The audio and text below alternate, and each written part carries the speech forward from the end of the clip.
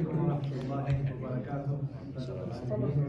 اللهم صل وسلم على سيدنا وحبيبنا شيخنا محمد نويت التعلم والتعليم والتذكر والتذكير والنفع والانتفاع والإفادة والاستفادة والتعاون والهداية والخير في كتاب الله وسنة رسول الله صلى الله عليه وعلى آله وصحبه وسلم. سبحان الله والحمد لله ولا إله إلا الله والله أكبر ولا حول ولا قوة إلا بالله العلي العظيم. Okay, so let's continue where we left off. What were we, hands up, what were we talking about last class? You were sat over here last week. Now you're over there. Okay, which is called, historically called what?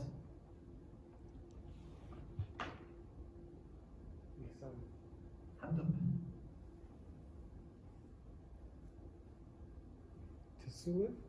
Tasawwuf or ihsan.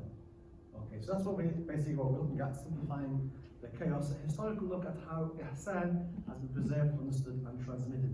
We'll do a bit of a revision of what we did last week. I'm conscious that several of you weren't here. How many of you weren't here last week? Okay. All right then.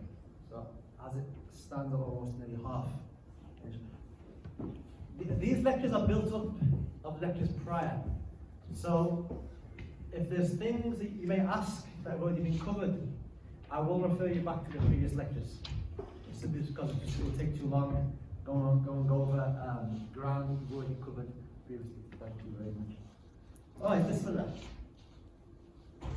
Question 1, how has ihsan been understood, preserved, and transmitted by the vast majority of scholars from the vast majority of our history?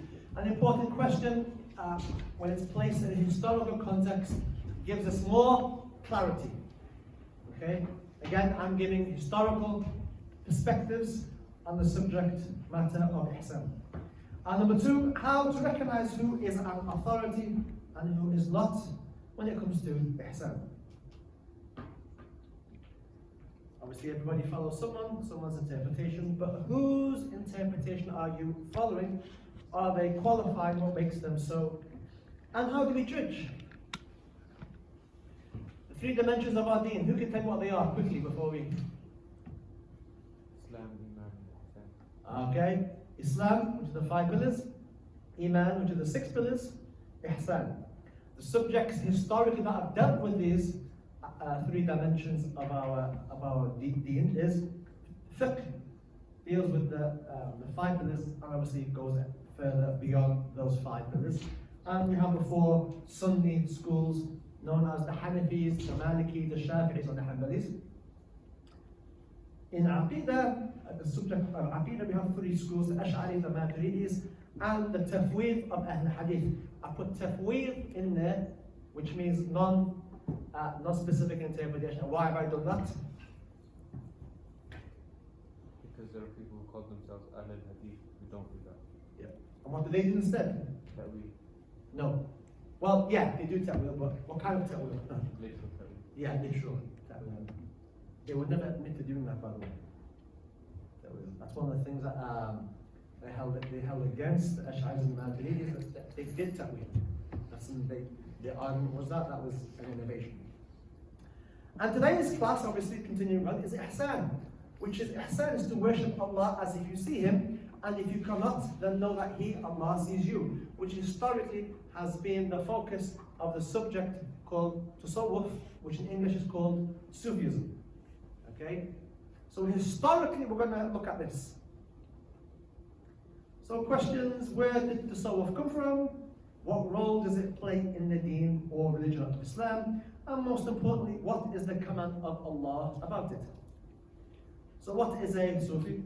The best definition of both the Sufi and his way, certainly one of the most frequently quoted by the masters of the discipline, is from the Sunnah of the Prophet ﷺ.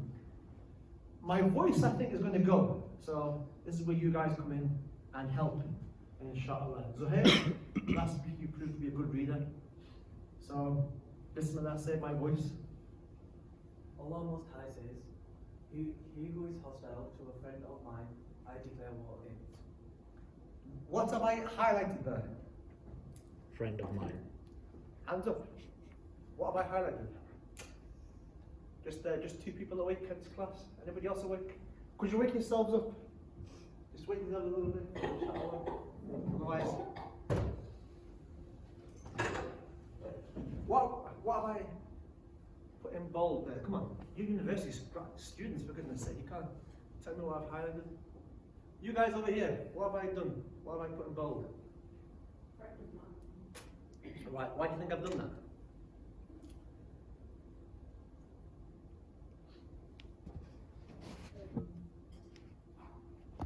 It's a hadith of the Prophet, by the way. It's a hadith in which the Prophet is quoting Allah, God. No? Okay. I've got you thinking though, which is the point. My slave approaches me with nothing more beloved to me than what I have made obligatory upon him. Okay. Again, I've highlighted two things. What have I highlighted? Approaches me and obligatory. Alright. So the first approach is through obligatory. The idea that we're approaching. And my slave keeps drawing nearer to me with voluntary works until I love him. And I've highlighted two aspects, which is drawing near until, through voluntary works, things which are not obligatory, recommended, until then one reaches Allah's love. And then? And when I love him, I am his hearing with which he hears, his sight with which he sees, his hand with which he seizes, and his foot with which he walks. Which is a transformation, right? Is that not a transformation? If he asks me, I will surely give to him, and if he seeks refuge in me, I will surely protect him. MashaAllah. And that's in Bukhari. Fath al-Bari is a commentary on the hadith collection of Sahih Bukhari. Okay? If we break this down, because essentially what's the title of this slide? So we're trying to answer what is a person who practiced tasawwuf. If you look at this hadith in more detail, we get number one, which is, go ahead. Friend of mine, how do you become Allah's friend or wali? Which is, the hadith brings to your attention the idea that Allah has friends, people who are elect, people who are close to Him, and He refers to them as His friends.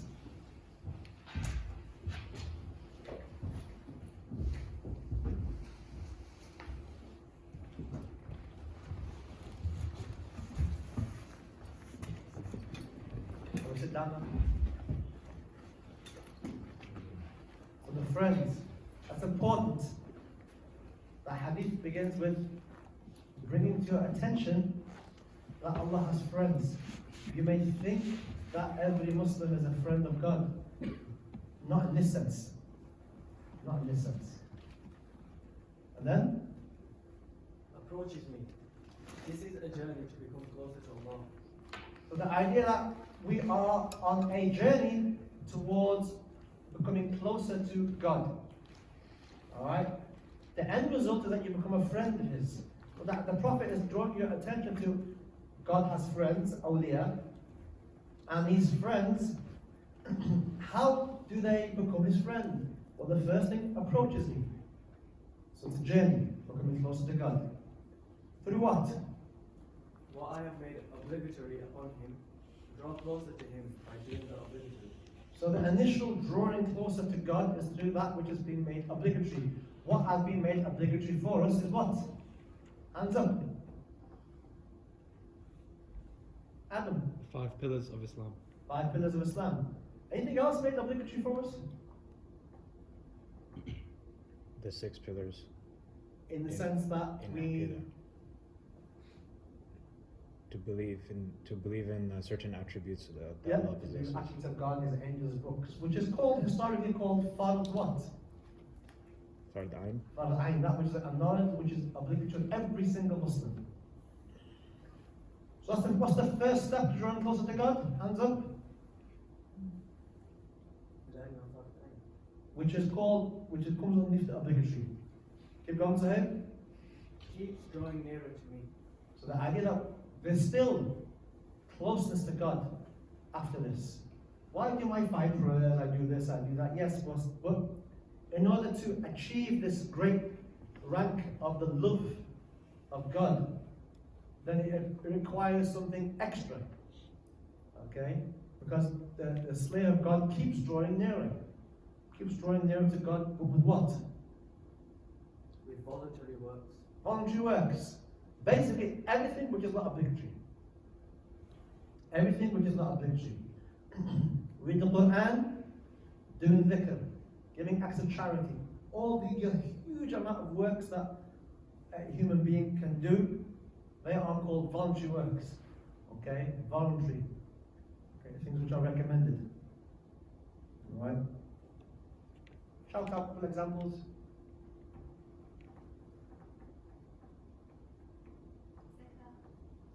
Zakat? No, zakat is not voluntary. Zakat is obligatory, you have to.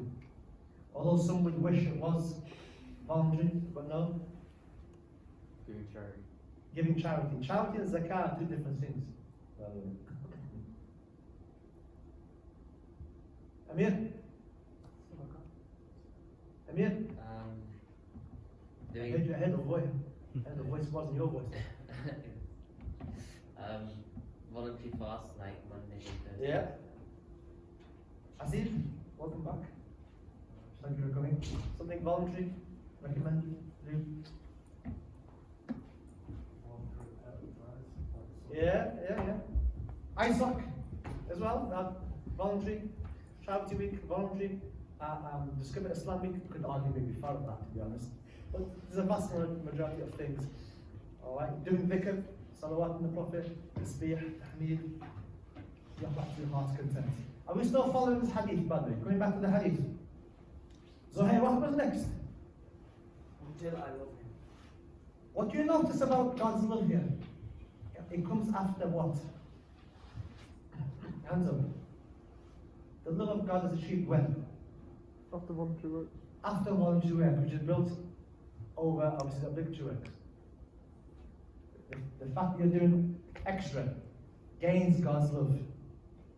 Alright? So if you want God to love you, then He needs you to do a bit more than what He has made obligatory upon you. Makes sense. I mean, someone who works for a boss and does what he or she is required, fair enough, you get paid. But someone who goes over and above the call of duty and does a lot more work, that individual has a lot more closer relationship and more appreciation from his boss. Correct? No? Correct, right? It makes sense. So why should Allah be any different? Although this is a greater relationship that you gain the love of God. So what does this love then result in terms of us as human beings? And when I love him, I am his hearing with which he hears. I am hearing with which he hears. So now you hear and you listen only to that which God loves. And you do not listen to anything which God does not love. That's what that means. His sight with which he sees. Again, your sight now is in alignment with what God wants you to see. You begin to see things with the sight of God. That's quite deep. You begin to see things in a more deeper sense. That's a hadith, mashallah. I don't have time to go into the depths of it, not that I'm at any level to even do that, but mashallah. His hand with which he seizes. So your hand now no longer touches that which is haram, doesn't even think about it, obviously. And then? And his foot with which he walks. So your foot, so you don't walk to anything that's haram anymore. All of this because what? You've gained that? What have you gained? Hands up. What have you gained? The love of Allah. The love of God. So the love of God gives you all these things. It's amazing. And then? If he asks me, I will surely give to him. So when you ask then, because you are loved by God, He gives you. And if he seeks refuge in me, I will surely protect him. And The if Tasawwuf- he's hold on. the And if he, Tasawwuf- hold on, hold on when you get. Huh? And if he seeks refuge, protection in me, I will surely protect him. The Tasawwuf takes you on the journey to achieving this. So basically, a tasawwuf historically takes you through this. Doesn't tell you well, it tells you everything basically, extra works and so on and so forth until you reach this rank until God loves you and you love Him, and you become the sight, the hearing, and the physical manifestations of what God wants. So that's basically what tasawwuf historically has given people. All right. Abdullah, can you see from there? Ihsan, Tazkiyah, Tarbiyah, Tasawwuf, Sufism. Three terms all mean the same thing: to worship Allah as if you see Him. Tasawwuf is the historical term that has been used by the scholars. English, Sufism. Greatly misunderstood in this age due to ignorance of some who claim to practice it and ignorance of those who criticize it. Let's first examine Tasawwuf from a historical perspective and see what it is, what it does, and what have the scholars said about it. This is all a recap. Okay, Bismillah. What does the Quran and Hadith say about tasawwuf? Allah has been truly gracious to the believers in sending them a messenger from among their own to recite His revelations to them, to purify them, and to teach them the scripture and wisdom before that they were clearly astray. Pay attention to what I've highlighted in bold, because that's the point I want you to take home from the particular verse. To purify them. This is not a purification physically, this is a spiritual purification. In the Quran, Allah says that on the day of judgment, on a day that neither wealth nor children will be of any benefit, except who comes to Allah with a sound heart, qalbun salim. Which was the khutbah's topic on Friday here at the University of Liverpool. Again, the idea here is that purification and a sound heart is that which Allah focuses on at the judgment. Bismillah. And in a famous hadith, the Prophet ﷺ says that, verily in the body there is a piece of flesh. If it is sound, the body is all sound. If it is corrupt, the body is all corrupt. Verily it is the heart. And also, verily Allah does not look at your forms nor your bodies. However, He looks upon your hearts. So what do we take from that? It's not about how we look, it's not about the actions that environmentally affect us, it's more so about how we are inside. How we are inside, okay? Which specifically inside refers to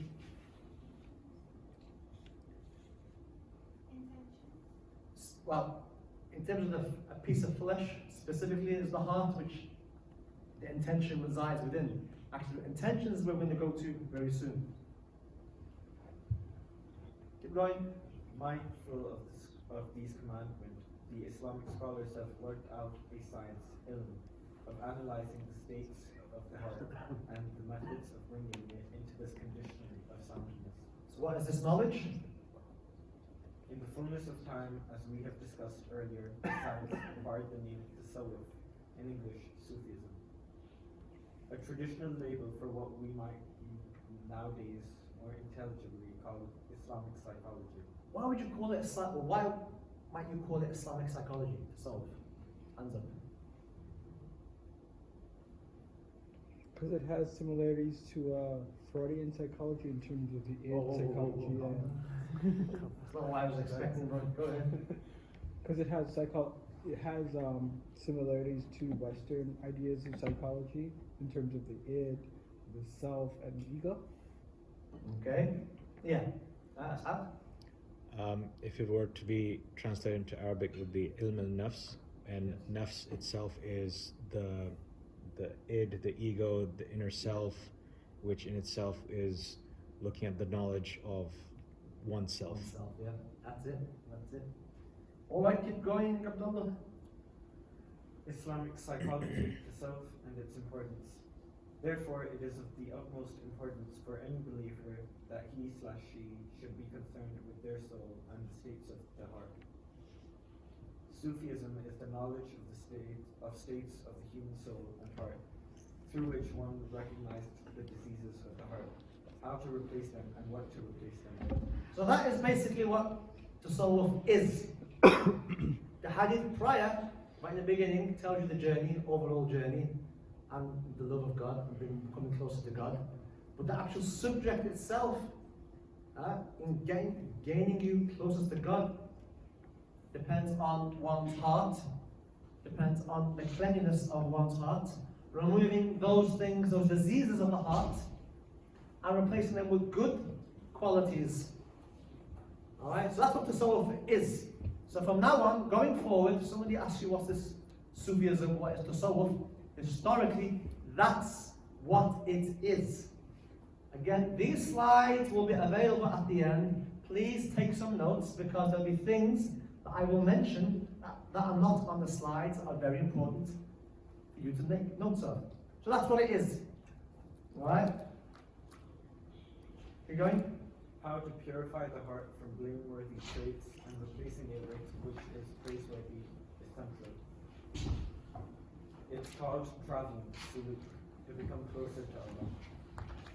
This is a journey to Allah that aims at striving to purify your heart through knowledge and good works, until you reach ihsan, to worship Allah as if you see Him. Which then would mean God loves you.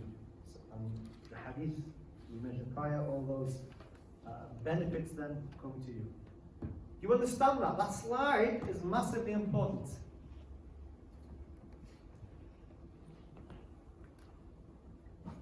Keep going. Ilm al-Tasawwuf, the science of Sufism, came into being to preserve and transmit a particular aspect of the Sharia, that of ikhlas, or sincerity. This is what you mentioned before about sincerity.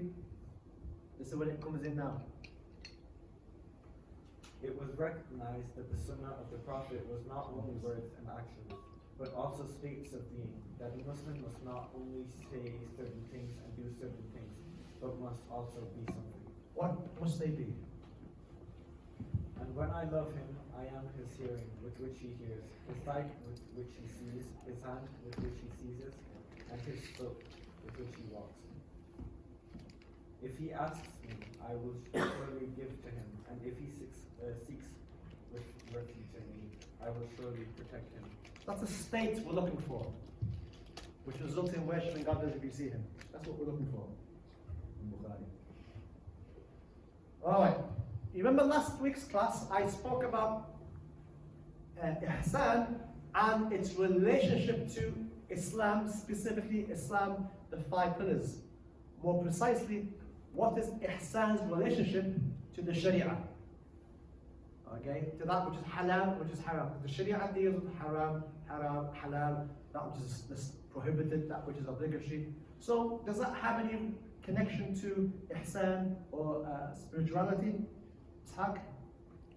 We have spoken about tasawwuf in respect to Islam as a Sharia science necessary to fully realize the sacred law in one's life, to attain the states of the heart demanded by the Quran and Hadith.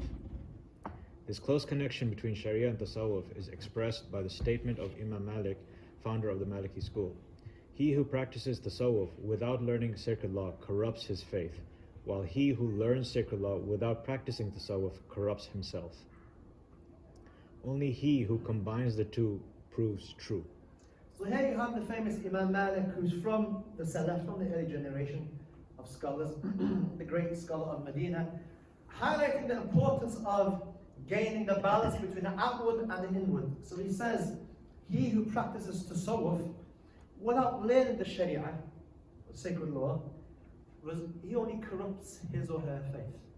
Why? Because without the law, well, halal, haram, obligatory, that which is a slight, which is recommended, how are you meant to become closer to God if you're not following His sacred law? But equally, somebody who just focuses on the sacred law, but then does not practice tasawwuf, or the spiritual aspect, corrupts himself. You see? So the balanced equilibrium is struck when you have both. When you have the inward and the outward. The inward is a spirituality, the tasawwuf, the cleanliness of one's heart, and at the same time, following the sacred law of the Sharia. Okay? The idea that you can do one without the other is very alien to classical Islam. Although nowadays people are trying to push forward this as a legitimate way forward. Maybe backwards, perhaps.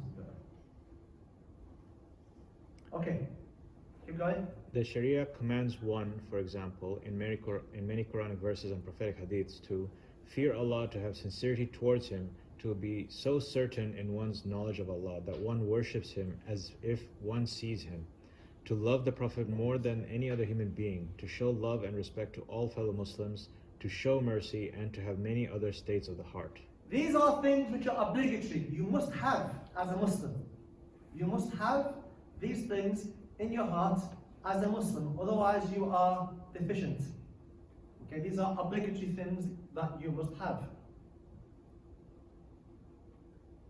But likewise, there are forbidden states of the heart that are haram for you to have, opposite of before.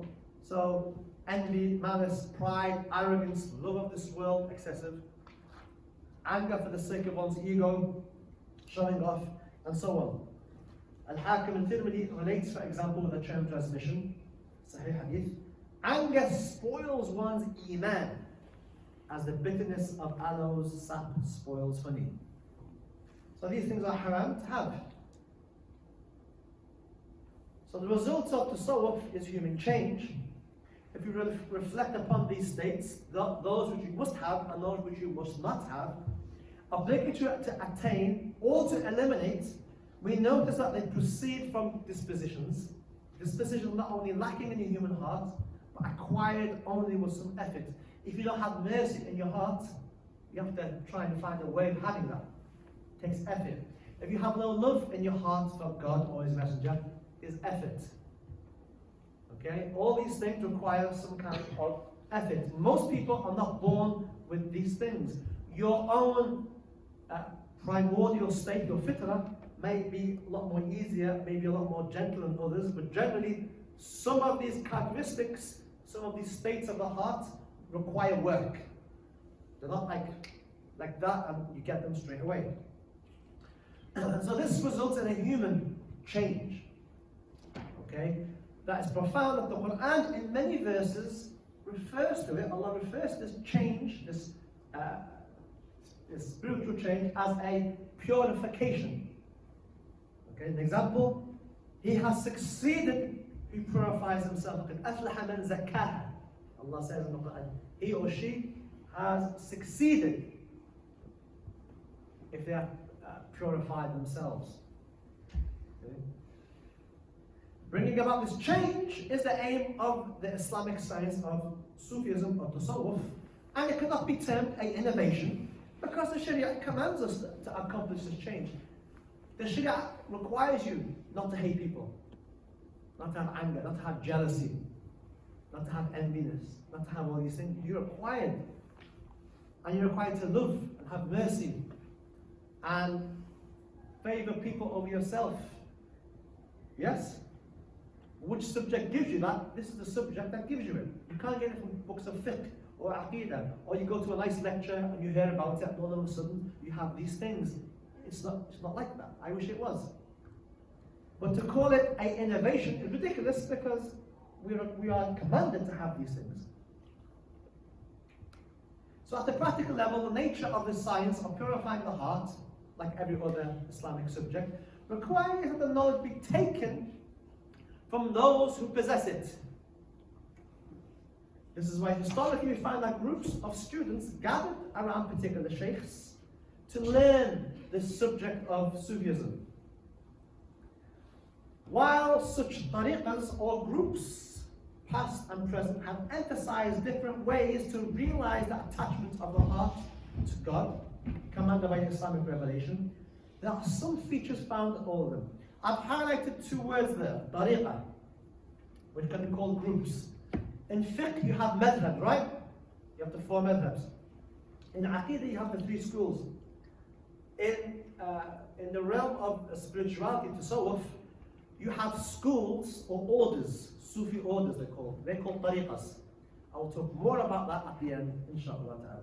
But all these groups that essentially bring you closer to God by doing extra acts of worship that result in a human transformation in which you begin to see God and God, that love comes down.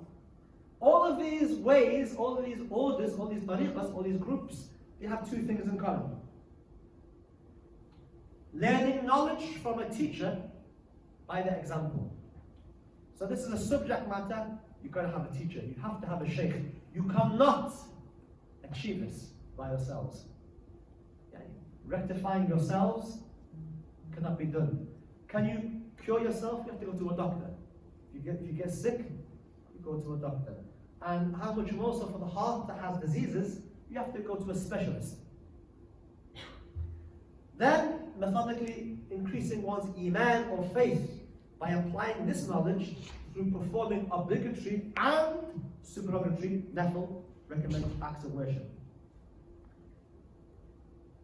One of the most important things after learning your far'ain, after learning your fiqh and your aqidah, one of the most beneficial things to increase one's certainty and iman is this. Remembering God, dhikr. That's why the scholars of this particular science focus heavily on remembering God. And this is not like, okay, I think about God. Now what we're talking about is doing a certain amount of dhikr. Yeah? La ilaha illallah, maybe several hundred times a day. Salawat on the Prophet, Allahumma salli ala Sayyidina Muhammad, several hundred times. Whatever the scholars then give you in like a prescription medicine, they'll give you certain things to read and so on and so forth. These pieces of dhikr, remembrance, have a tremendous effect on the heart. Each one has its own effect on the heart. There is much in the Quran and Sunnah that attests to the validity of this approach, such as the hadith written by Al-Bukhari above, which we mentioned right at the start of this lecture. Alright, to solve this relation to Iman, this is where we kind of left off from last week, inshallah. When I say Iman, what do I mean? Hands up. What do I mean by Iman, specifically?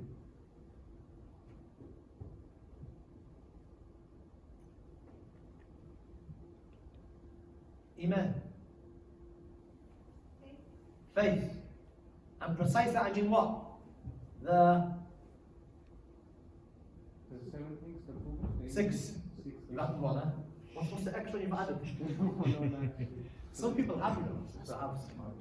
We'll talk about more of that in the future, inshallah, and confuse or throw people off the manhaj. Alright, so we're talking about Iman, belief in God. So, I've just gone over what? I've just gone over Ihsan or Islam or the Sharia and its relationship to Ihsan. Alright, which is things you have, things haram states for the heart, and things which are obligatory for the heart to have. That's got to be the Sharia aside.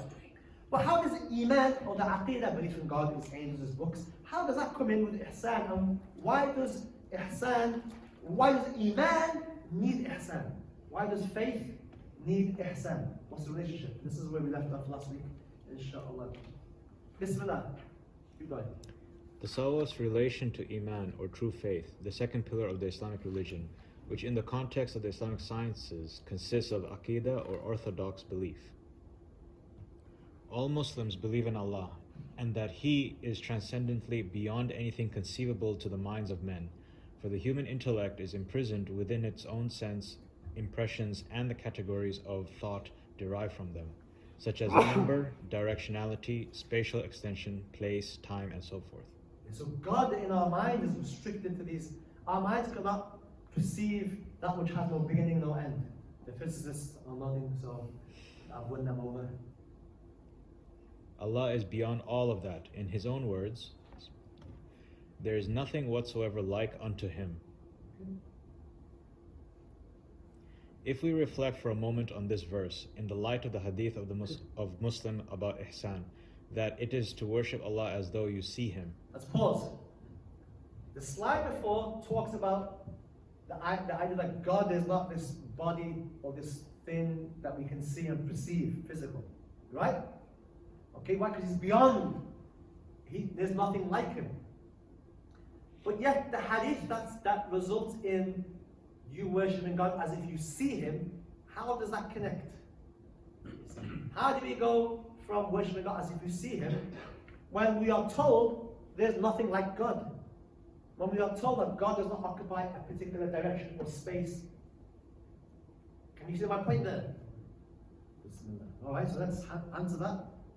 We realize that the means of seeing here is not the eye, which can only behold its physical things like itself. So seeing, which is the result of ihsan, of spiritual tasawwuf, is not seeing with the eye. You know, don't think that you're going to reach a certain level where you're praying and you're seeing God in front of you. God does not occupy a direction, space, or place. We know that. We've gone through our aqidah, we know that. However, nor yet the mind, which cannot transcend its own impressions to reach the divine. the idea that the mind is restricted. How is your mind with its own limited understanding going to reach that which has no beginning, no end? So it's not the mind either. It's not the physical eye. But rather certitude, yaqeen, the light of iman, whose locus is not the eye or the brain, but rather the ruh, the soul. So the idea is the soul, the ruh. You experience God through your soul, which is due to the yaqeen, the certainty. This word, yaqeen, certainty, you're going to hear it several times tonight. Alright? Certainty.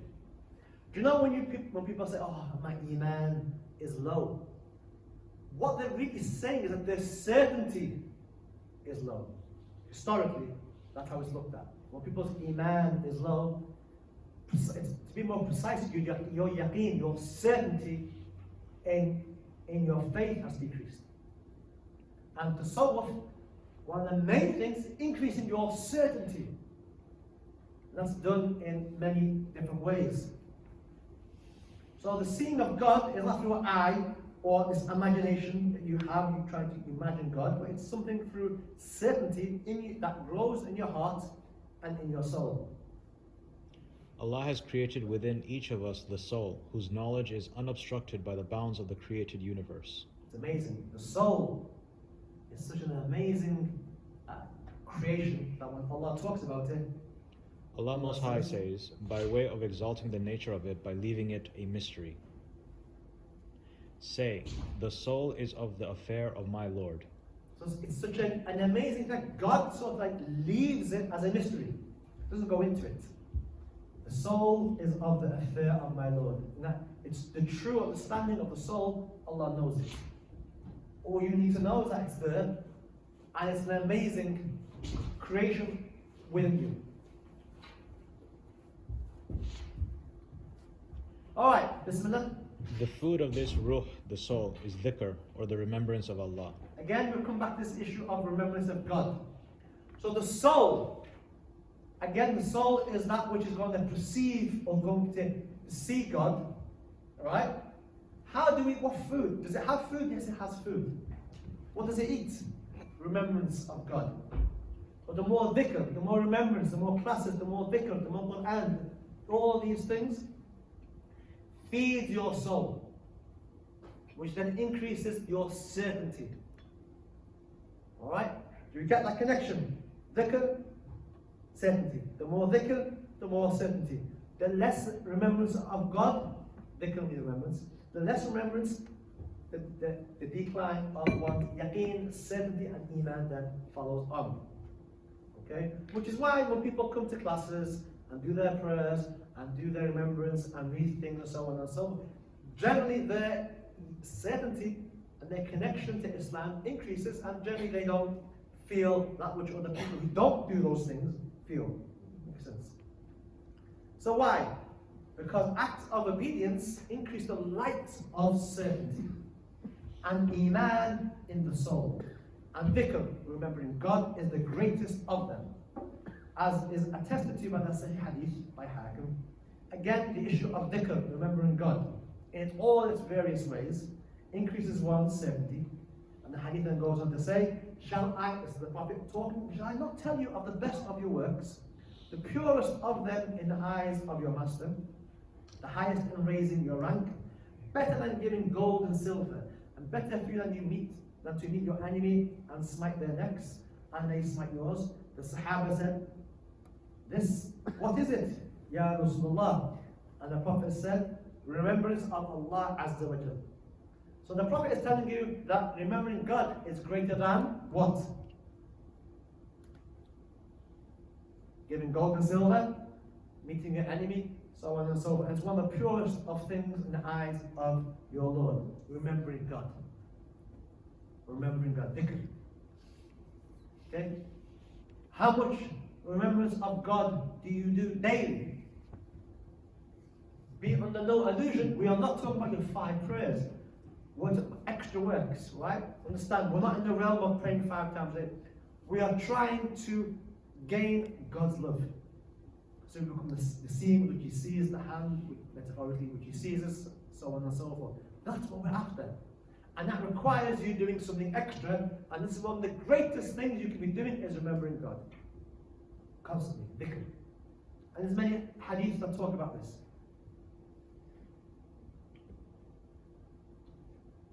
Yet we tend to rely on ourselves, on our plans, in obliviousness to the facts of Aqidah, but ourselves and our plans have no effect. We know that God does everything, right? You and I can't do anything.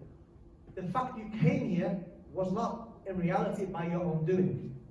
La hawla wa la quwwata illa billah. There's no power, no strength except through God. God brought you here. Right? In His wisdom, He brought you here tonight, and He brought me here. And in His wisdom, He'll take us back out. But we ourselves, if we understand our aqidah, our creed correctly, we must surely understand that God is in control of everything that we do. So that's how. That Allah alone brings about effects. Yes, God brings about effects. We don't. If you want to test yourself on this, the next time you contact someone with good intention, with good connections, whose help is critical to you, take a look at your heart at the moment you ask him or her to put in a good word for you with someone, and see whom you are relying upon. So let's say that situation when you need something from somebody and you call him or her. At that moment when you need that thing or need a favor, at that precise moment, is your trust in him or her, or is your trust in God? That precise moment, there and then. How many of you would, by asking somebody, at that moment in time, they're conscious, I'm asking God, and he or she is just a means.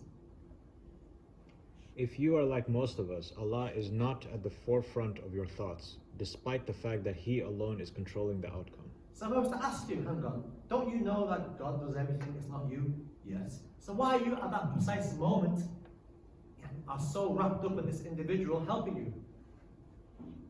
We do it all the time, right? Something we do all the time. Isn't this a lapse in your aqidah, or at the very least in your certainty? Alright? Now we're not going to call anybody mushrik, associating partners with God. I've got plenty of them already doing that anyway. But the issue is that your yaqeen, your certainty in God, there's a discrepancy. It's not at its level that it should be. Because we know there's no power, no strength except for God. How or what then remedies that? Do you understand the point here? Right? There's a deficiency there that we have. What overcomes that? What helps us? Increasing the strength of Iman through good actions, and particularly through the medium of dhikr, has tremendous implications for Islamic religion and traditional spirituality. Again, this dhikr, remembering God. This is why strengthening Iman through dhikr is of such methodological importance for tasawwuf. We have not only been commanded as Muslims to believe in certain things, but have been commanded to have absolute certainty in them. How many people today have left their faith either just completely or just stopped practicing, and it could all be brought back to this, the certainty, the yaqeen, the certainty in that which they're being taught, that which they're reading in the Quran, that which they're reading in the Hadith. It comes back to this, the certainty. The certainty is not there, so therefore what's left is uncertainty, and they have left Islam or stopped practicing their faith. You can see why this subject is such an important subject in this day and age. The world we see around us is composed of veils of light and darkness. Events come that knock the iman out of some of us, and Allah tests each of us as to the degree of certainty with which we believe the eternal truths of the religion. Allah does not test the soul more than it can burden. How much can you burden? How much can you take? Depends on how much certainty you have. But Allah knows how much certainty you have, and He gives you that which you can take. Whether or not you rise to the challenge and deal with it, a different matter. But you can.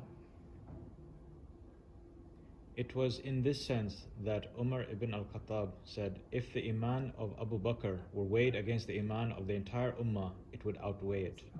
So Abu Bakr's iman, or more specifically his yaqeen, his certainty, was that the certainty of a whole of a ummah, or the whole ummah. You have Abu Bakr on one side, his certainty in his faith, it was weighed here, and the whole entire ummah, the community, the Muslims on one side, his will be more heavier. In traditional Aqidah, one of the most important tenets is the wahdaniyya, or oneness and uniqueness of Allah Most High. This means He is without any partner or associate in His being, in His attributes, or in His acts. But the ability to hold this insight in mind in the rough and tumble of daily life is a function of the strength of certainty or yaqeen in one's heart. So, today, for example, you've gone to your lectures, you've done whatever you've done, you've come here, and whatever you've done so far. But realizing that God is one, is unique, without partner in His acts. The ability to hold this in your mind throughout your lecture, even right now, okay, is difficult. It needs a level of certainty, of yaqeen. Allah tells the Prophet ﷺ in Surah Al-Araf of the Quran, say, I do not possess benefit for myself or harm, except as Allah wills. No one can benefit you and no one can harm you unless God wants it, or wants them to. Alright? Tell yourself that next time. Or how many of you are able to bring that to the forefront of your minds when you're in a situation when you want, some help from somebody in your class, or at home, or in your apartments, or whatever. I do not possess benefit for myself or harm, except illa masha'Allah, except for what Allah wants. Can you see my point here? These states go back to one's aqidah, but aqidah does not teach you this. The books of aqidah won't teach you this. The Ash'aris and the Maturidis won't teach you specifically. Tasawwuf, spirituality, teach you this. Hence the connection between, or the importance of spirituality to iman, to your aqidah. Tasawwuf corrects such shortcomings by step increasing the Muslim's certainty in Allah. The two central means of Tasawwuf is in attaining the conviction. Right. The two central means of Tasawwuf in attaining conviction or yaqeen, certainty, again, in the heart, as far as iman is concerned, is demanded by Aqidah are, number one, learning the traditional tenets of Islamic faith.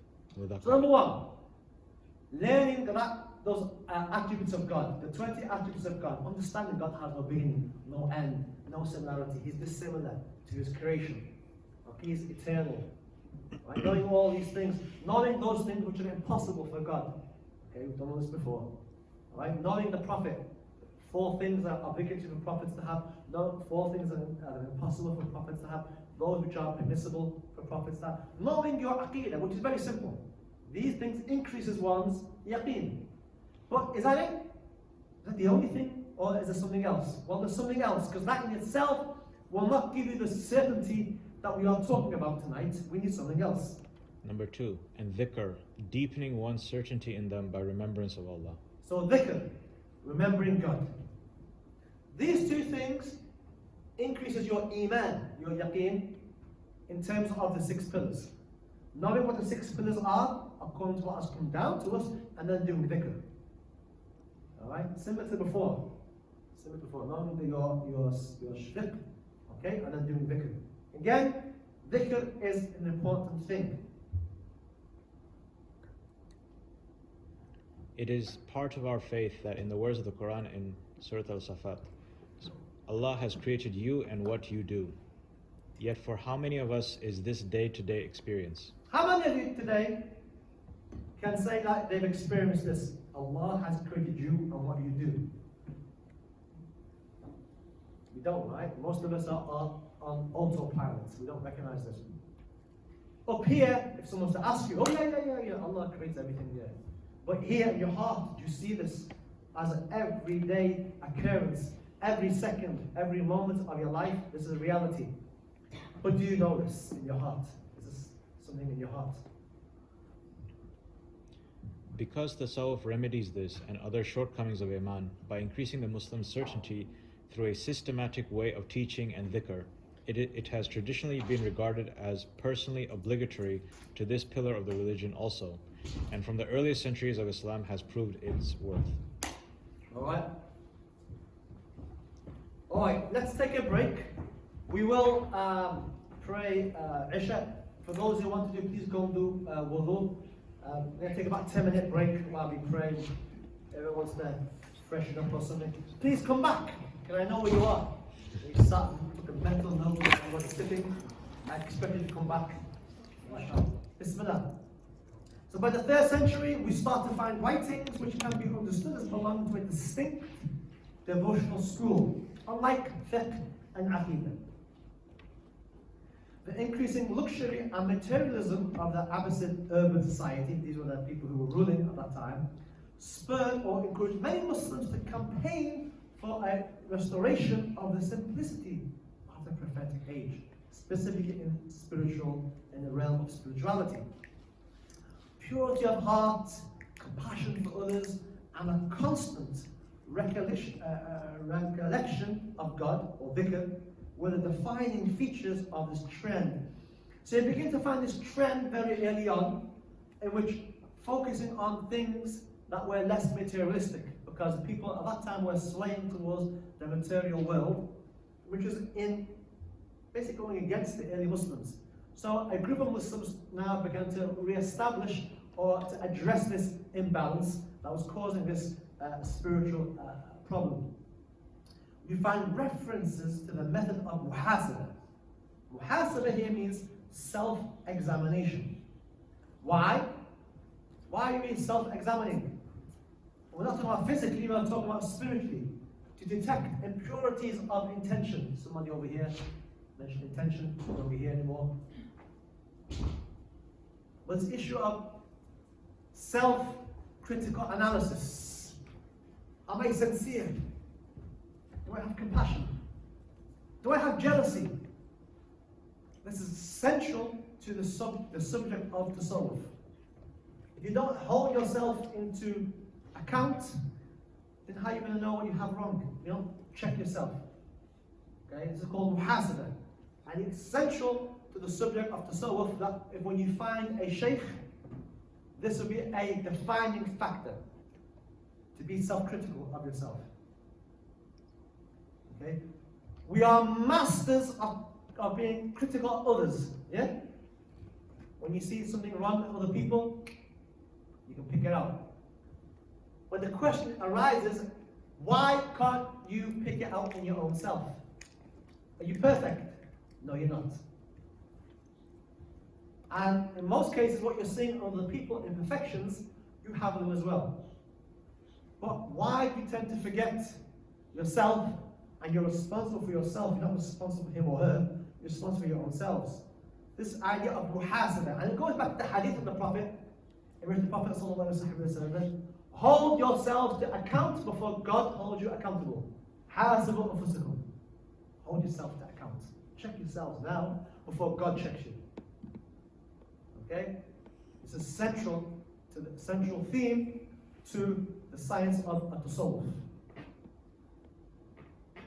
Also stressed is riyada. In Arabic, riyada or self-discipline. Okay? Rayyad nafsak. To discipline yourself. Who can tell me why discipline here is important? What relation does self-discipline have in this subject matter? Hands up. I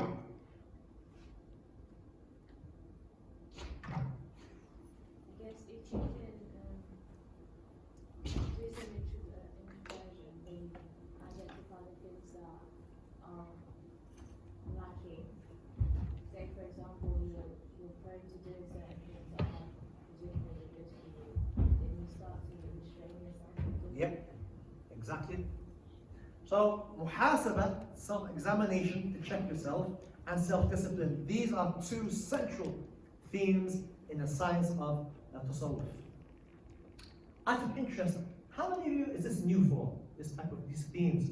Hands up, who is it new for? Right, we have a few people tell the truth in the class. Inshallah. The rest have a good opinion, they just didn't hear what he said. Husnul dhann. Bismillah. Let's have somebody else who wants to. Adam, let's have you read. The science of Sufism and its development. By this time too, the main outlines of Quranic psychology had been worked out.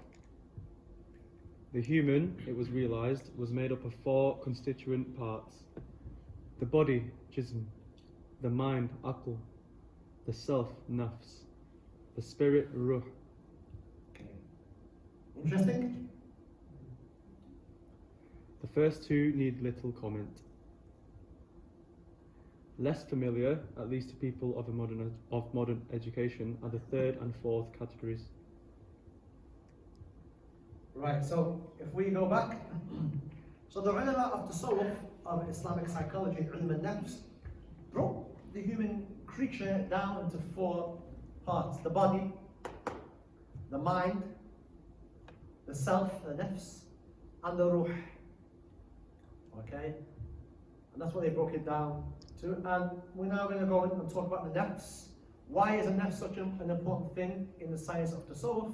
Well, we'll find out now. The nafs, the ego, oneself. In classical times, helping Muslims attain the states of the heart were demanded was not left to amateurs, but rather delegated to ulama of the heart, the scholars of Islamic tasawwuf. For most people, these are not easy transformations to make. Why is it not easy? What's hard about it? Lincoln? Because you're fighting yourself. That's it, fighting yourself. And what's hard about that then? Yeah, go against yourself, your nafs. You're getting it, which is good. Makes me happy. You get the understanding what I'm coming out of. Because of the force of habit, because of the subtlety which we can deceive ourselves. But most of all, because each of us has an ego, the self, the me, which is called in Arabic al-nafs. Allah testifies in Surah Yusuf, "Verily, the self ever commands to do evil," highlighting the nature of the nafs and the difficulty in disciplining it. So you have this thing called nafs, yourself. This is the untamed beast, if you want to call it that, that's within you. That pushes you to do things un-Islamic. That makes you angry. That makes you react in the wrong way. That makes you jealous and all these things. This undisciplined child that is within you. That when you are shaken comes out. The Jekyll and Hyde, the Hyde, if you want to call it that. Call it whatever you want to call it. Allah in the Quran says, "Verily the nafs ever commands to evil." The nafs will command you to evil. Right? And there are different levels of nufus, different levels of nafs. The more purer, the more power you have over your nafs, it increases into different ranks, and then it goes to a nafs al-mutma'inna, which Allah talks about in the Quran, which I don't have time to go into today. But we're talking about this is the base level, the beast within you, the nafs, the beast. It's like Imam Ghazali refers to it as like a beast within you, inshallah. Or the demon inside you. Alright, that's the nafs. The ruh. So where's the ruh? What do the ulama say about the ruh? The soul, the spirit. The spirit is the ruh, that underlying essence of the human individual which survives death. It's amazing, right? Your body will decompose, but your soul will live. One of the few things that has a beginning that has no end. Heaven, beginning, no end. Hell, beginning, no end. Your soul, beginning, no end. Fascinating? No? Yes? Well, it's to me anyway. No matter what you think. It is hard to comprehend rationally being in part of divine inspiration, as the Quran says. And they ask you about the Spirit. Say, the Spirit is of the command of my Lord, and have you been given of knowledge only a little? So here the translation is spirit, when we talk about soul, spirit, same thing. Allah says you have been given little knowledge of it. So there's a mystery surrounding this. Okay? According to the early Islamic psychologists, the ruh is a non-material reality which pervades the entire human body, but is centered on the heart and the qalb. This is important.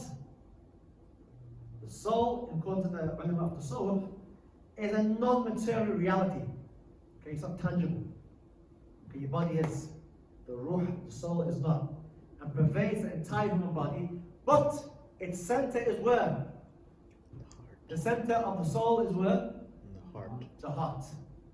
Which is why in the writings of the soul, in the books of the soul, they will refer to the heart and the soul in the same way. Because the diseases tend to be there. Okay? Don't get confused with them. It represents that part of the human which is not of this world, and which connects him with his creator, and which, if he is fortunate, enables him to see God in the next world. So the idea that to worship God as if you see him is not through the eye, not through the mind, but through the what? The soul. And the soul is centered in the heart. Okay? You understand that? Listen, keep going, Adam. Pay attention, this is massively important. Keep awake. When we are born, this ruh is intact and pure. As we are initiated into the distractions of the world, however, it is covered over with a rust. Is that ran? Ran. Ran. Of which the Quran speaks. Allah talks about this in the Quran. So the distraction. So when we are born, the ruh, the soul, is intact and pure. Alright? Pristine condition. Then when you take it out for a test drive and you go through life and you're growing up, so on and so forth, it becomes covered with rust. Okay? Now, when you have a rusty car or whatever you have, is that good? No. What is that rust a sign of? Impurities. Wear and tear. What else? Neglect. And it's covering what? Whatever's underneath. Yeah, the purity. So when it becomes rusty, it's covering. The idea that there is a rust that covers one's soul or one's heart, to be most precise. And that rust is because of your life, how you live through your life. The Quran talks about it. Bismillah. This rust is made up of two things, sin and distraction. So sin and distraction are like rust that cover a metallic surface. Okay? The beauty of that which is underneath is covered with the rust. And the rust is caused through sin. Everything you do something wrong, do something haram, or the distractions of the world. These things layer your heart and cover your heart, layer after layer after layer, until it becomes hard and dead. And then what happens? No light penetrates it. So you can teach, you can read the Quran, it won't penetrate your heart. You can come to a class, it won't penetrate your heart. You can pray, it won't penetrate your heart. You can do all of these outward things, but it will not penetrate your heart. Why? Because the heart has this rust that's covered over through sin. When you sin, the hadith talks about when you sin, a black dot is placed on your heart. Yes? Come across this hadith?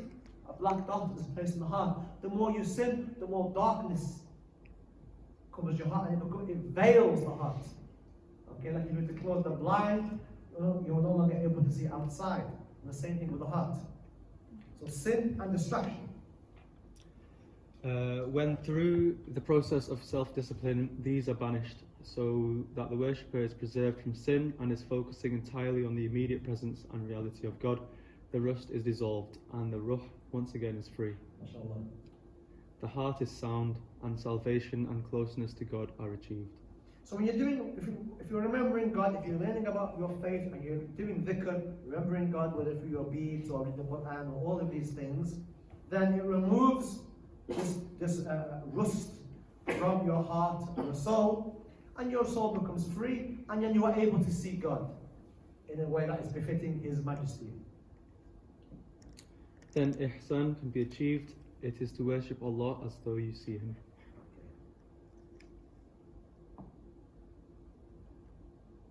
This sounds simple enough. However, the early Muslims taught that such precious things come only at an appropriate price. Cleaning up the heart is a most excruciating challenge. Outward conformity to the rules of religion is simple enough, but it is only the first step. Why have I put that there? Why have I said outward conformity to the rules of religion? We've just prayed, we've just done these things, and we do all these things outwardly.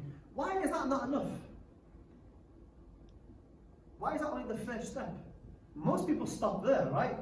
Most people are not even aware that anything else exists past that. Correct or not correct? Huh? Most people just stop there. And the whole world is beyond that for them. Doesn't confer you the love of God? Yep. Anything else? Most of the time it could be the nafs that actually means do the action. Yes. Yeah, that's true. It could be the nafs. The wind in the sail of your boat could be the wind of your ego that's pushing you along in the wrong direction. Much more demanding is the policy known as mujahada, the daily combat against the lower self, the nafs. Mujahada comes from the word jihad. Alright? A topic that is greatly misunderstood by Muslims and even more by non-Muslims and even more by those who claim to practice it. Alright? But the word mujahada means to struggle or to combat against the lower self. A hadith in which the Prophet ﷺ comes back from one of the battles and says to the Sahaba, we are now coming back from the lesser jihad to the greater jihad. And this was said to the companions as they were coming back from a military battle. And the Prophet is saying, that was the minor jihad. Now you're coming back to the greater jihad. The Sahaba didn't understand that. And in their mind, like, well, what's greater than what we've just done? Fighting our enemies. We're going to go home now to our wives, to our children, to our family, to everything else. What's the danger there? What's the struggle? That is the greatest struggle. That is the greatest struggle. Praying, Fajr, Qiyam al-Layl, Tahajjud, doing your dhikr, coming to classes, lowering your gaze. All of these things, the daily things that we are meant to be doing, are struggling against your ego, lowering the intake of food. All of these things, going against your ego is the most hardest thing you can do, and that's why the Prophet referred to it as the greater jihad. On the battlefield, someone's going to hurt you, someone's going to harm you, then you have an instinct to defend yourself. But go back home now and try and wake yourself up for Fajr, wake yourself up for Qiyam al-Layl, do some dhikr, read some Quran, lower the intake, your food intake, all of these things. Something haram comes up, something comes up on your social media, turn it away. That's hard, alright? Like one of the great sheikhs of this age, Sheikh Abdo bin Bayer, he said, we have youth who want to give their lives for the sake of God, to die in the sake, on the path of God. But how many people now want to live for the sake of God? People want to die fi sabilillah, but how many people want to live fi sabilillah? And you ponder on that because that is massively profound. As the Quran says, as for him that fears the standard. That's okay, it's okay. Keep going, keep going. As the Quran says, as for him that fears the standing before his Lord and forbids his nafs its desires for him, heaven shall be his place of resort. Hence the Sufi commandment, slaughter your ego with the knives of mujahada. Once the nafs is controlled, then the heart is clear and the virtues proceed from it easily and naturally. Once the nafs is controlled, then the heart is clear and the virtues then proceed from it easily and naturally. Alright, the four madhabs and tasawwuf or Sufism. Look at the Shafi'is, what have they said? What's their contribution to this subject? Somebody else want to read? Who wants to read? Abdullah again? Go on, bismillah. We'll say no.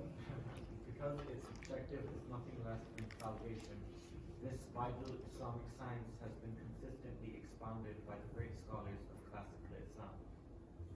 The reality is that the overwhelming majority of the classical scholars were actively involved in Sufism. The early Shafi scholars of Khurasan, Al-Hakim, Al-Nisaburi, Al-Ibn Farouk, Al-Qushairi, Al-Bayhaqi were all Probably Sufis. thinking I should have read.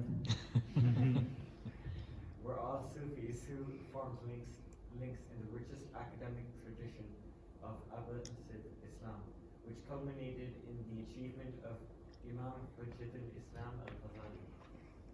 Ghazali himself, author of some 300 books, including the definitive rebuttals of Arab philosophy and the Ismailis, 3 large textbooks of Shafi'i fiqh, the best-known tract of Usul fiqh, 2 works on logic, and several theological treatises.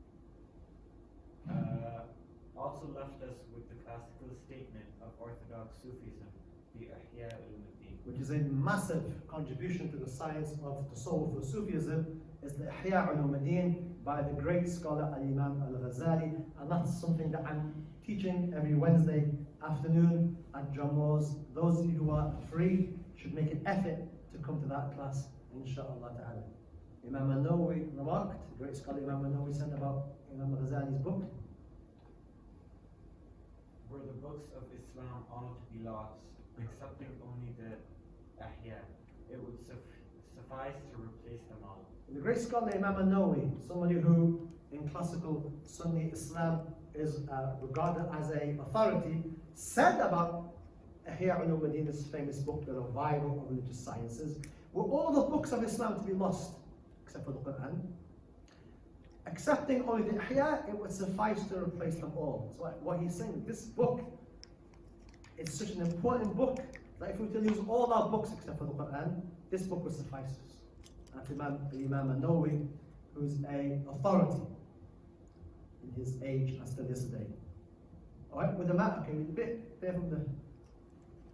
Imam al-Nawawi himself wrote 2 books which record his debt to Sufism. One called Bustan al-Arifin, Bustan al-Arifin, the Garden of the Gnostics. Garden of the Gnostics, and another called Al-Maqasid, recently published in English translation. Okay. Among the Malikis, 2 Sufism was popular: Al-Sawi, Al-Dadir, How do I write? You do the next one. Al-Sawi, Al-Dadir, Al-Laqani, Al-Abdul Wahab, Al-Baghdadi were all exponents of Tasawwuf. The Maliki jurist of Cairo, Abdul Wahab al-Sha'rani, defines Tasawwuf as follows. This is where you come in. The path of the Sufis is built on the Quran and the Sunnah, and is based on living according to the morals of the Prophet and the purified ones. It may not be blamed unless it violates an explicit statement from the Quran, Sunnah, or Ijma. If it does not contravene any of these sources, then no pretext remains for condemning it, except one's own low opinion of others, or interpreting what they do as ostentation, which is unlawful. No one denies the states of the Sufis, except someone ignorant of the way they are. For Hanbali Sufism, one has to look no further than the revered figures of Abdullah Ansari, Abdul Qadir Jilani, Ibn Jawzi, and Ibn Rajab. In fact, virtually all the great luminaries of medieval Islam, as-Sayyuti, So these are not Hanbalis now, this is generally just scholars all over. Ibn Hajar al-Asqalani, Al-Aini, Ibn Khaldun, Al-Subki, Ibn Hajar al-Haytami, tafsir scholars like Al-Baydawi, Al-Sawi, Abu Mas'ud, Al-Baghawi, and Ibn Kathir. Aqidah writers such as Al-Taftazani, Al-Nasafi, Al-Razi, all wrote in support of the science of Sufism or Tasawwuf. Anybody who has any background in Islamic knowledge will know that these are great scholars and their works and contributions to Islam are massive. And these are all people of Tasawwuf who practice it. many indeed compose independent works of Sufi inspiration. The ulama of the great dynasties of Islamic history, including the Ottomans and the Mughals, were deeply infused with the Sufi outlook, regarding it as the most central and indispensable of Islamic sciences. So you have the Ottomans throughout their several centuries, even Muslim Spain in their several centuries, and the Mongols. They realized this subject was such an important aspect of the deen because it's ihsan. That's what we're talking about. Indispensable. All right. Famous ulama who were people of Tasawwuf. These men included such scholars as the Hanafi Imam Muhammad Amin ibn Abidin. Anybody know of him? Hands up. Anybody know him? You're not a student at Yadish University, huh?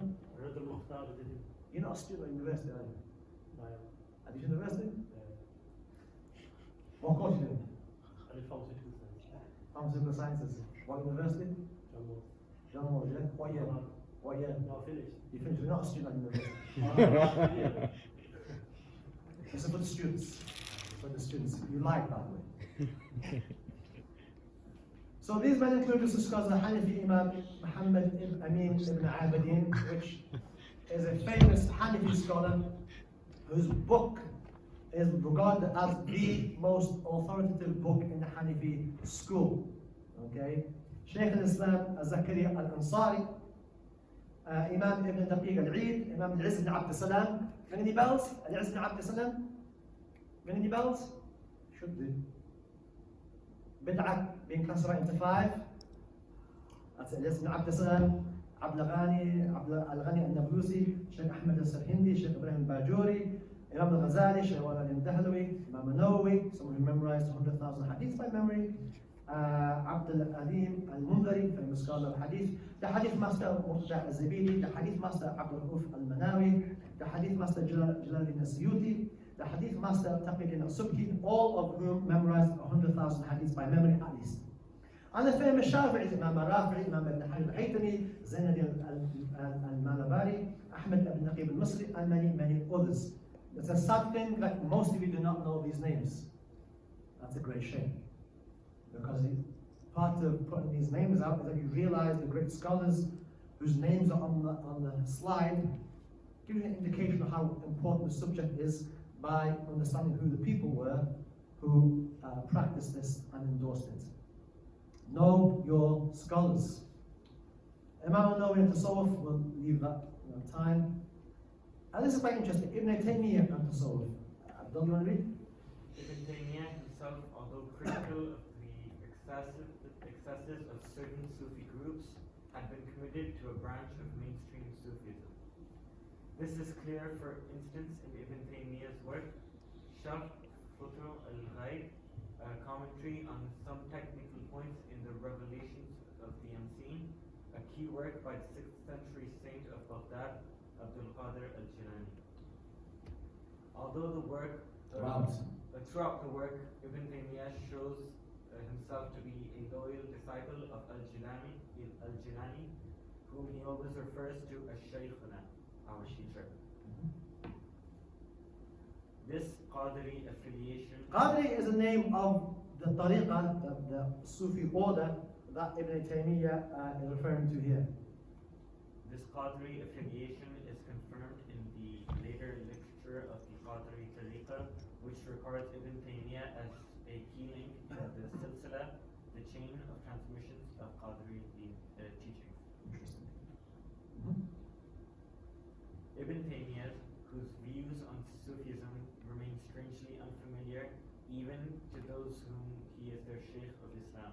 devoted volumes 10 and 11 of his Majmua al-Fatawa to Sufism. And the great people don't even know that, sadly. His student Ibn Qayyim al-Jawziyah wrote his 3-volume Madhab as a detailed commentary on Abdullah al-Ansari's Manazil al-Sarir, a guide to the maqamat or spiritual stations of the Sufi path. I put that there because, as you'll find out later, some people who today, in this age, will criticize this science will put forward Ibn Taymiyyah and Ibn Qayyim al-Jawziyah as people who refuted this subject. We'll talk about that in some slides later on, but I'm just putting it out there. They themselves were people who saw the importance and endorsed this subject, and even themselves were followers of a particular tariqah, as is well known to people of knowledge. Right, so let's see historically.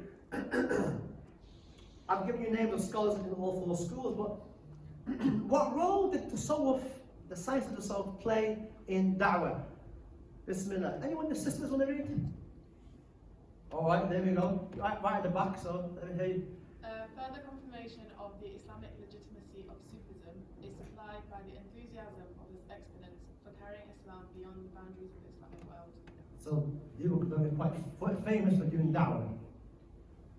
The Islamization process in India, Africa, and Southeast Asia was carried out largely at the hands of wandering Sufi teachers. Among the Sufis whose missionary work Islamized entire regions are such men as the Shadili Sheikh Muhammad Maruf and Qadiri Sheikh Uwais al-Barawi, whose efforts spread Islam westward and inland from the East African coast. The Ba'alawis of Hadramaut,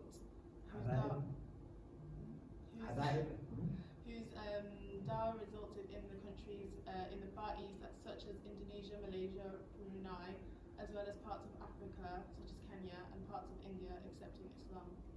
So, anybody knows anything about history, if we were to take, for example, the last one, the Yemeni scholars who were traders, but nonetheless scholars, they were the ones, approximately 8 of them, who were responsible for Islam going to Malaysia, Indonesia, and the Far East.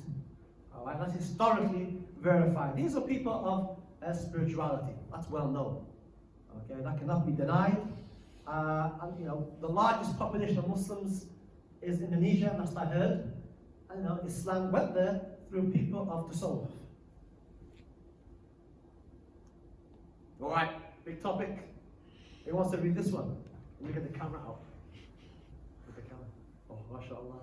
You and that jumper raises concerns. Maybe not that. Let's not have you read and have, the police come or something. He wants to read this one, not the guy in the combo. All right, Bismillah. You're not Muslim, yeah, we'll get away with it. You can read it. All right. Soon. I can't. Now, the reason why I put this there is that people have mistakenly believed that such a beautiful subject like spirituality really went outside of the mosque, really went outside of the khalwa, really went outside of anywhere other than the dhikr or the Sufi lodges or the places of gathering. And that is historically rubbish and a lie, as we will find out in these slides. You ready? Are we recording? I'll put the camera on this face. What's your name again? Go ahead. The people of the Tasawwuf and Jihad. Among the Sufis who aided Islam with the sword as well as the pen, to quote, rely on the trial of their work. Reliance of Travel is a book I recommend getting. I'll mention at the end. Such men as the Naqshbandi, Sheikh Shamil Daghestani, who fought a prolonged war against the Russians in the Caucasus in the 19th century. Saeed Muhammad Abdullah Somali, a sheikh of the Salahiyya. order who led Muslims against the British and Italians in Somalia from 1899 to 1920. Anybody heard of him? Shame on you. Those of you in Nigerian, you heard of him? The Qadri Sheikh The Qadri, sorry.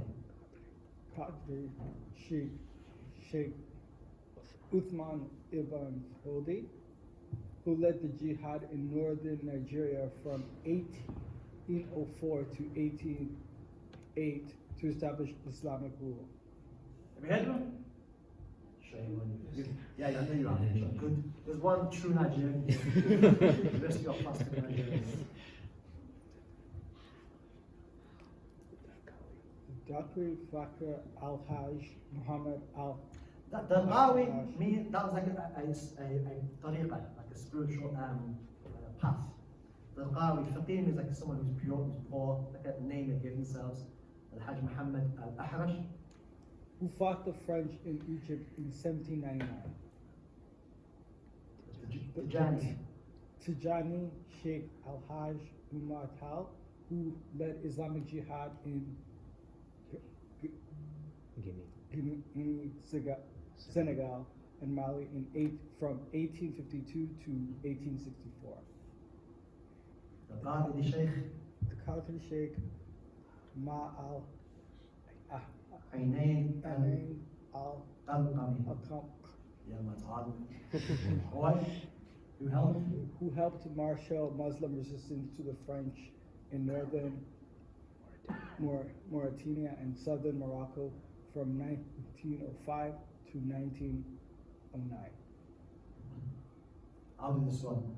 The founder of the Sanusi order, Muhammad Ali Sanusi, whose efforts and jihad from 1807 to 1859 consolidated Islam as a religion of people from the Libyan desert to sub-Saharan Africa.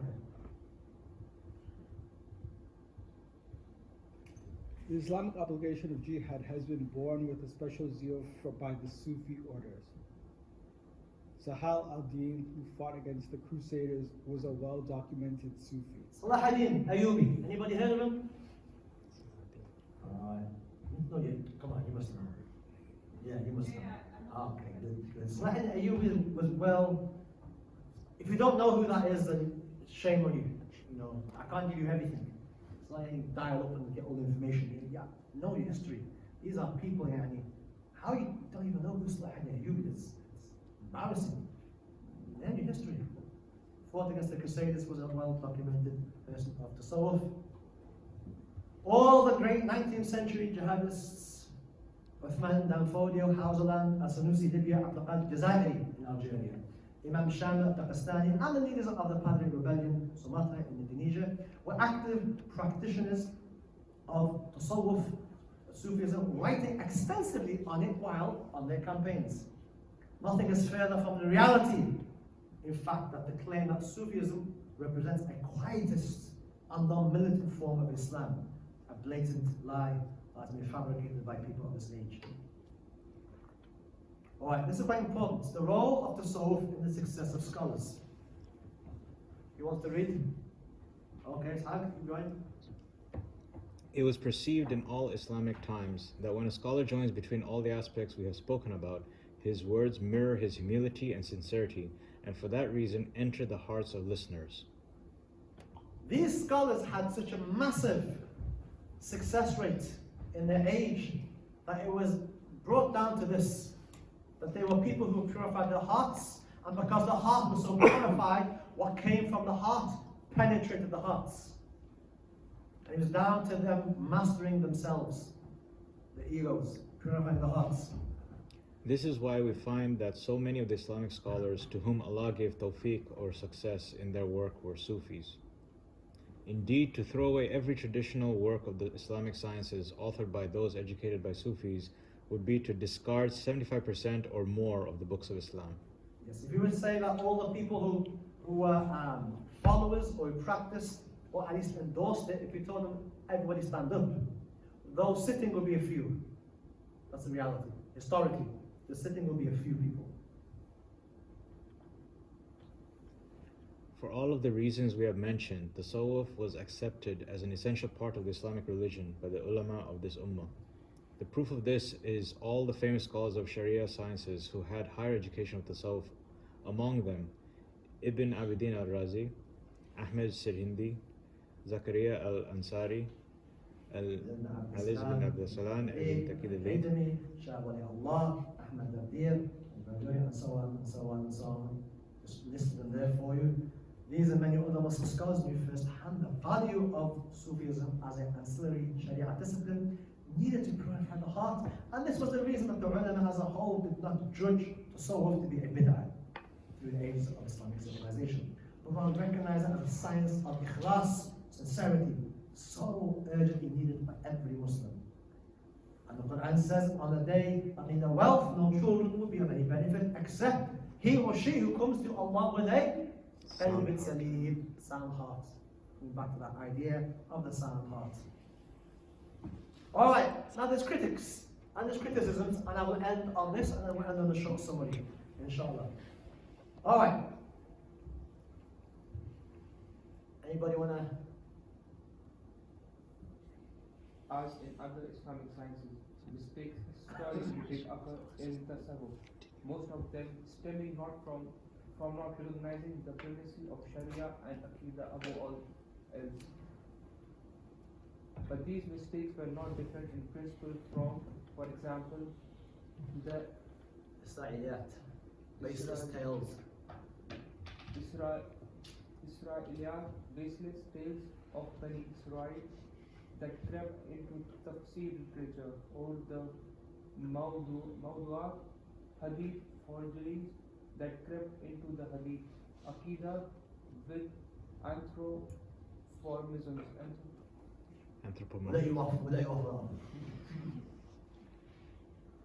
These were not taken as proof that tafsir were bad or hadith were deviant, but rather in each discipline the errors were identified and warned against the imams of the field, because the ummah needed the rest.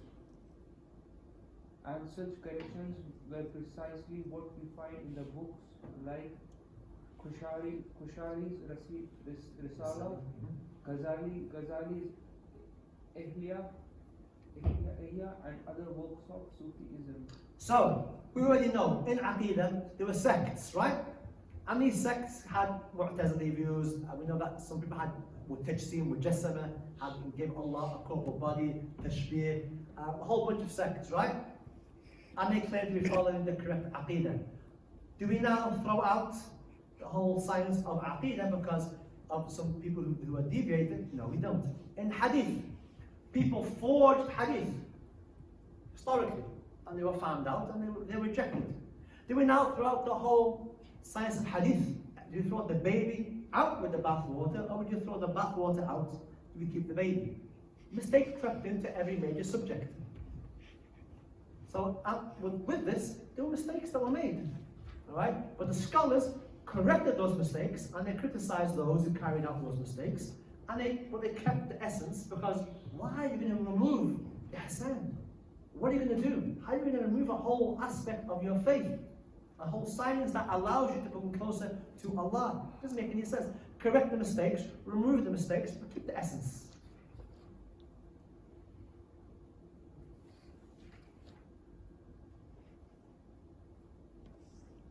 Because this distinction is ignored today by otherwise well-meaning Muslims, it is often forgotten that the ulama who have criticized Sufis have been Sufis themselves. That's quite important.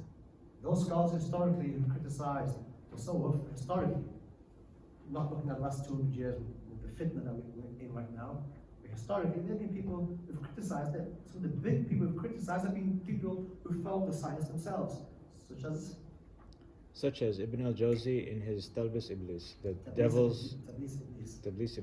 devil's deception, or Ibn Taymiyyah in places in his Fatawa, or Ibn al-Qayyim al-Jawziyah.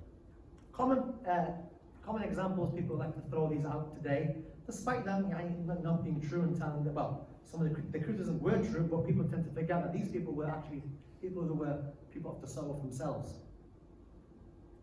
They were not criticizing Tasawwuf as an ancillary discipline to the Sharia. The proof of this is Ibn al-Jawzi's 5-volume Sifat al-Safwa, which contains the biographies of the very same Sufis mentioned in al-Qushayri's famous Tasawwuf manual, al-Risala al-Qashiriyah. Which is translated into English. Ibn Taymiyyah considered himself a Sufi of the Qadri order, and volumes 10 and 11 of his 37-volume Majmu' al-Fatawa are devoted to Tasawwuf. And Ibn al-Qayyim al-Jawziyah wrote his 3-volume Madarij al-Salikin, a detailed commentary on Abdullah al-Ansari al-Harawi's tract on the spiritual stations of the Sufi path, Manazil al-Sa'irin.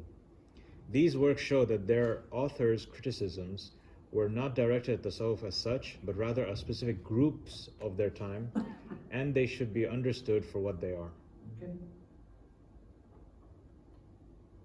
Right, so this is a summary, a couple of slides, and then we finish and we'll open it for questions. Bismillah. In looking first at Tasawwuf and Sharia, we found that many Quranic verses and Sahih Hadiths oblige the Muslim to eliminate haram inner states as arrogance such as envy and fear of anyone besides Allah. And on the other hand, to acquire such obligatory inner states as mercy, love of one's fellow Muslims, presence of mind in prayer, and love of the Prophet ﷺ. We found that these inner states could not be dealt with in books of fiqh, whose purpose is to specify the outward quantifiable aspects of the Sharia. The knowledge of these states is nevertheless of the utmost importance to every Muslim, and this is why it was studied under the ulama of Ihsan, the teachers of Tasawwuf, in all periods of Islamic history until the beginning of the present century. We then turned to the level of Iman, and found that though the Aqidah of Muslims is that Allah alone has any effect in this world, keeping this in mind in everyday life is not a given of human consciousness, but rather a function of a Muslim's yaqeen, his certainty. And we found that Tasawwuf, as an ancillary discipline to Aqidah, emphasizes the systematic increase of this certainty through both mudhakara, teaching tenets of faith, Which is the Aqidah. and number 2, dhikr, the remembrance of Allah. So the idea that yaqeen, certainty, is increased through teaching and remembrance. And these two have a direct influence on your certainty, which increases your iman, which increases your aptitude to seeing Allah. Okay? And being closer to Allah. In accordance with the words of the Prophet ﷺ about ihsan, that it is to worship Allah as though you see Him. For the longest period of Islamic history, from Umayyad times to Abbasid to Mamluk to the end of the 600-year Ottoman period, Sufism has been taught and understood as an Islamic discipline like Quranic exegesis, tafsir, hadith, Quran recital, tajweed, tenets of faith, ilm al-tawheed, or any other, each of which preserved some particular aspect of the deen or religion of Islam. A great deal of scholars were people who practiced the tasawwuf as attested to by history. Sadly, in this age, some have tried to paint a different picture altogether. Okay. How many of you today, on the past 2 classes, the bulk of this was new?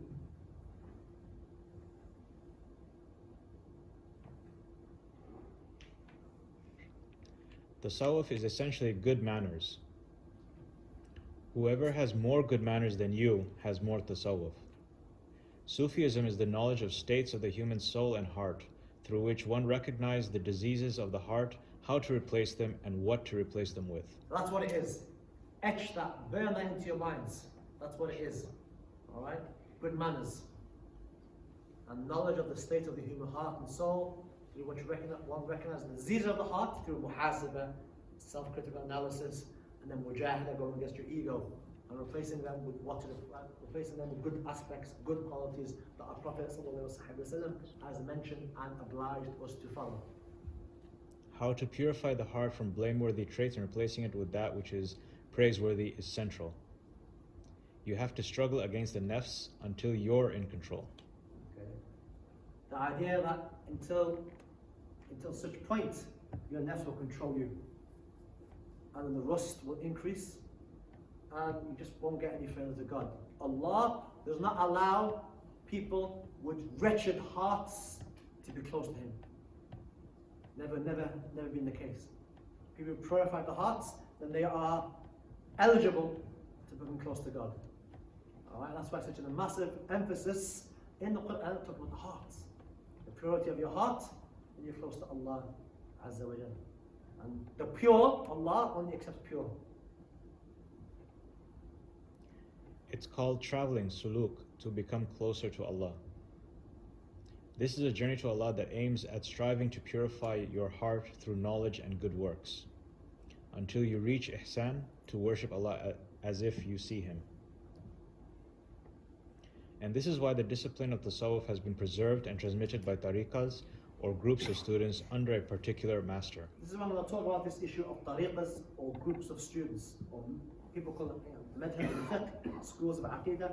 In tasawwuf, they're called these groups of spiritual purification. They're called tariqas, groups of students under a particular master or sheikh. First, because this was the sunnah of the Prophet ﷺ in his purifying function described by the Quran. Secondly, Islamic knowledge has never been transmitted by writings alone, but rather from ulama to students. It's massively important. How many of ignorant individuals reading books by themselves have come out misunderstanding? And then knowledge is never taken from books. If you think that, you haven't understood this faith. It's taken through living scholars. And that's why people are confused in their faith, because they're taking books, reading the books, and getting confused. Alright? Even the Arabs are getting confused, because they don't have enough Arabic to deal with it, and they don't understand the context.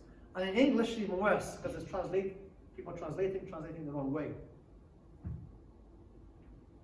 Thirdly, the nature of the knowledge in question is of hal or state of being. That's quite an important word that the people of the soul use, hal, state. Not just knowing, and hence requires it to be taken from a succession of living masters back to the Prophet ﷺ. That's massively important, inshallah. We'll talk about it next week.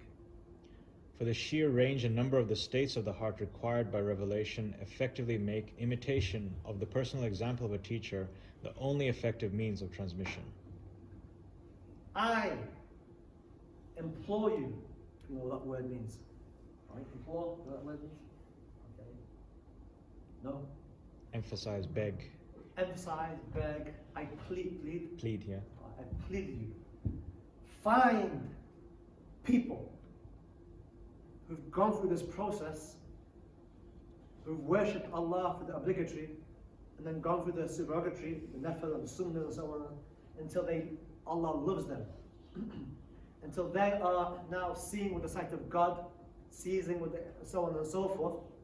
Find those people. Because until you find such people, you will not see the reality of this faith.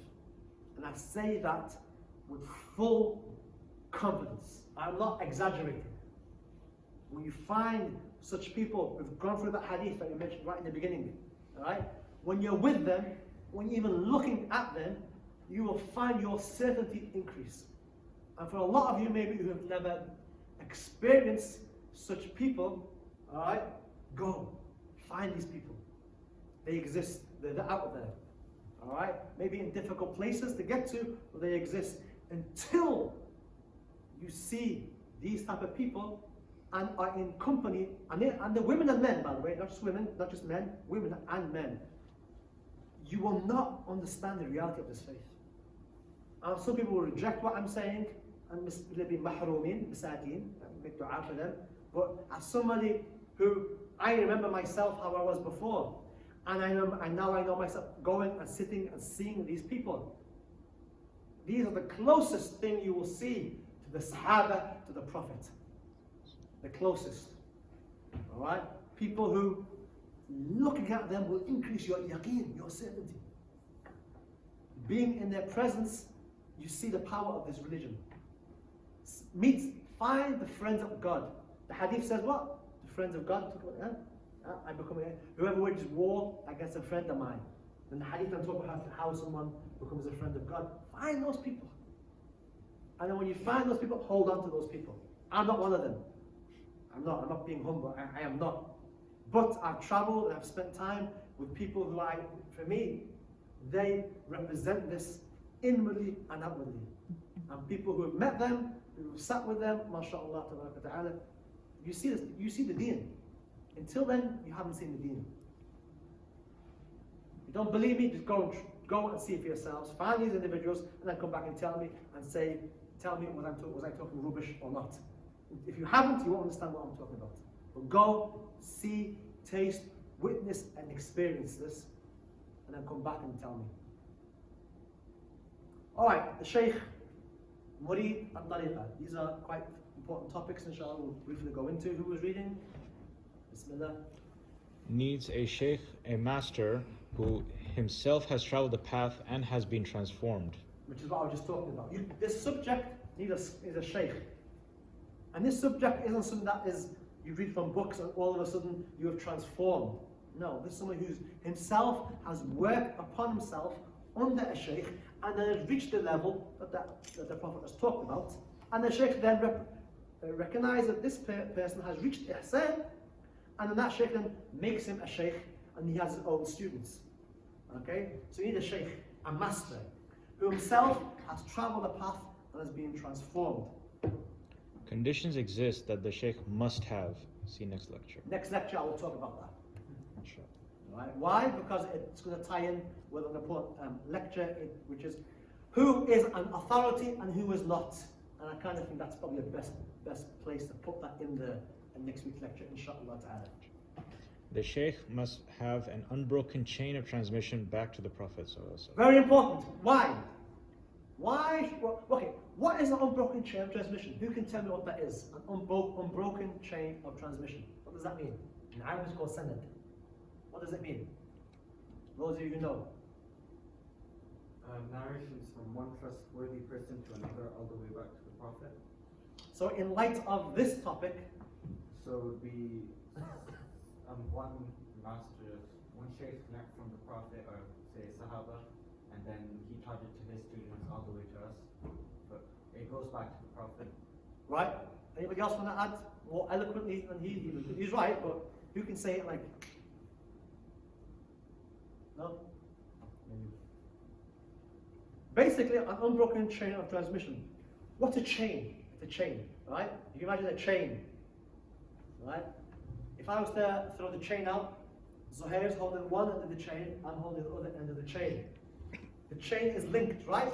With locks, yeah? Interconnected chain all the way up, right?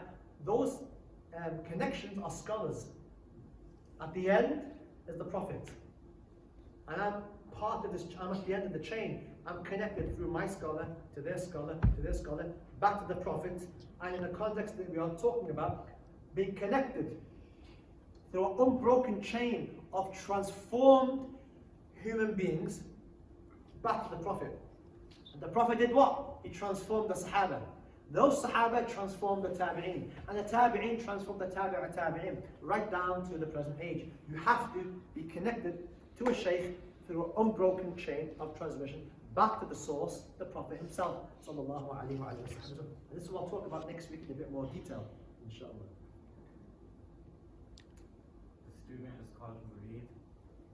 In this context, the student is called the Murid. The Murid comes from Yarid, to know, to want. The group is called a Tariqa, a school or organ. There are many that exist: Ba'alawi, Shahdili, Qadiri, Naqshbandi, Jilani, Chistiya, Darqawiya, Idrisiya, Khalwatiya, Mevlevi, Rifaya, Tijaniya. Okay, there are many. Some of these may be recognizable. How many of you can recognize some of them? Put your hands up. Okay, come on, that's pretty good. Better than what I expected. Go on, I think last slide, this one. Go ahead. This is why Tasawwuf was taught as a part of the traditional curriculum in madrasas across the Muslim world, from Malaysia to Morocco. Fact, historically. Alright, it's fact. No one can deny that. Unless someone is mahroom or mahjoob. This is also why many of the greatest Sharia scholars of this Ummah have been Sufis, and why until the end of the Islamic Caliphate at the beginning of this century and the subsequent dominance of Muslim lands, there were teachers of tasawwuf in Islamic institutions of higher learning from Lucknow, India to Istanbul, Turkey to Cairo, Egypt. If I had more time, I'd go into that. All right. For those of you who know anything about the mess we are currently in, there were great efforts to break the backbone of the Muslims, and it was done through many ways, but through breaking people's trust in scholars, and particularly in the science of spirituality.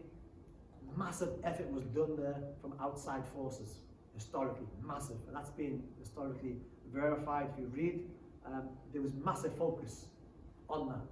And it makes sense because the people who are waging jihad against the foreign invasions at that time, they were all people of tasawwuf.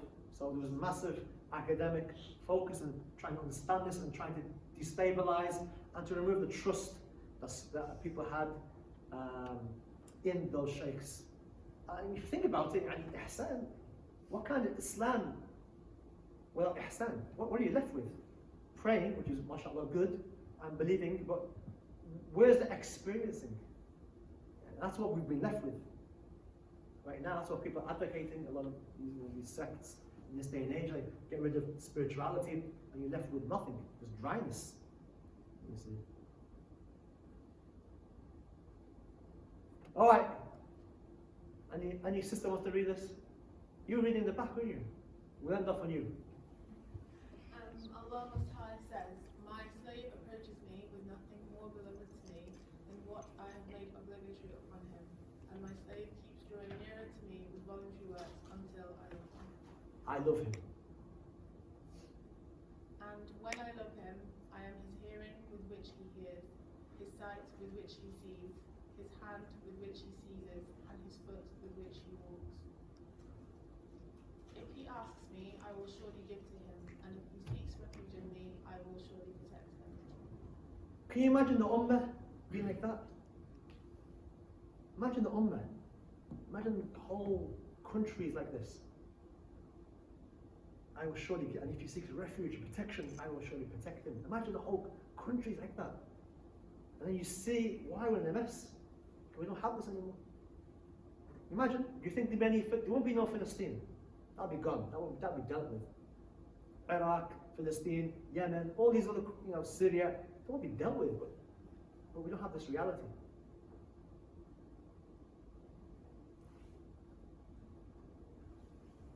It is Sahih Bukhari. It is worship Allah as though you see him.